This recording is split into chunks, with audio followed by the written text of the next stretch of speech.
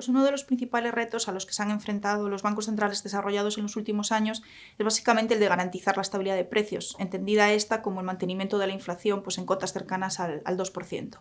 El hecho de que hayamos asistido a tasas de inflación inusualmente bajas en un entorno de expansión económica y de políticas monetarias bastante acomodaticias, pues es probablemente lo que constituye la esencia del debate sobre la necesidad de reformular las políticas monetarias o los marcos de actuación de los bancos centrales. El caso más destacado es el de la Reserva Federal, se encuentra en pleno proceso de revisión de su marco de actuación y esperamos resultados pues, a más tardar principios del año que viene. El hecho es que desde la crisis, desde 2008, hemos asistido a una reducción en el nivel del tipo de interés de equilibrio, ese que garantiza el cumplimiento de los objetivos de empleo e inflación del Banco Central, y también a un aumento sustancial de los estímulos monetarios. Ello lo que supone es que la Reserva Federal, si tiene que afrontar un escenario de recesión económica, pues dispone de muy poco margen de actuación para intentar generar inflación a través de las herramientas tradicionales, ¿no? de política monetaria, básicamente la reducción de los tipos de interés de referencia. Pues básicamente a la pregunta de qué debería de hacer la política monetaria en caso de que se enfrente a un escenario de recesión económica y los tipos ya estén en cotas del 0%, la respuesta más o menos consensuada pasaría por mantenerlos en ese nivel, pero siendo conscientes de que deberían de estar en niveles más bajos, probablemente en terreno negativo. Por lo tanto, cuando se iniciase el proceso de recuperación económica y se aconsejasen las subidas de tipos de interés, el Banco Central acometería esas subidas de tipos no desde el nivel del 0%, sino desde esa referencia negativa, más ficticia, que al final lo que llevaría aparejado pues, es el mantenimiento de tipos de interés muy bajos durante mucho tiempo.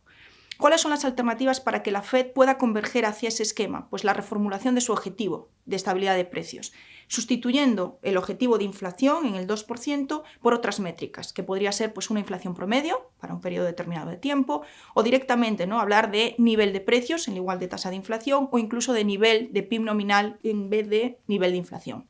¿Qué ocurre? Que todo ello iría orientado básicamente a influir en las expectativas de los agentes. La Fed se comprometería a permitir tasas de inflación por encima del 2% de forma más o menos persistente, de modo que se pudiese llegar a compensar ese periodo tan negativo donde las tasas de inflación se situaron pues, por debajo sustancialmente del 2%, ¿no? Sería como una especie de compensación que afectaría claramente a las expectativas de los agentes. Pues básicamente tres, ¿no? Uno de los primeros es cómo se implementarían. Cuando se cambie el objetivo de estabilidad de precios tendríamos que hablar de cuál periodo tenemos que tomar para fijar esa inflación promedio o cuál sería el nivel de estabilidad de precios en base pues, a un PIB nominal, por ejemplo. Es algo que no está testado, que no está implementado, por lo tanto eso es un primer elemento que hay que sortear. El segundo elemento es la credibilidad que le otorgarían los agentes a esta nueva estrategia de la Fed, básicamente porque durante muchos años ha tenido dificultades, ¿no? para conseguir el objetivo de inflación del 2%, porque este cambio, esta reformulación del objetivo de estabilidad de precios podría tener éxito y los agentes lo podrían interiorizar como tal. Y luego un tercer punto que estaría más vinculado pues, a una posible controversia en aquellos episodios donde realmente tendríamos que tener tasas de inflación o niveles de inflación más bajos a los que de alguna forma se fueron registrando durante los últimos años, pero sin embargo esa reducción de las tasas de inflación supondrían subidas de tipos que a lo mejor no son la mejor receta en un escenario de desaceleración económica. Ahí podríamos empezar a hablar de problemas de injerencia política, pérdida de independencia del papel de la Reserva Federal, por lo tanto sería un entorno también complicado de sortear, ¿no? En cualquier caso vamos a ver lo que nos depara la estrategia de la Fed en los próximos meses.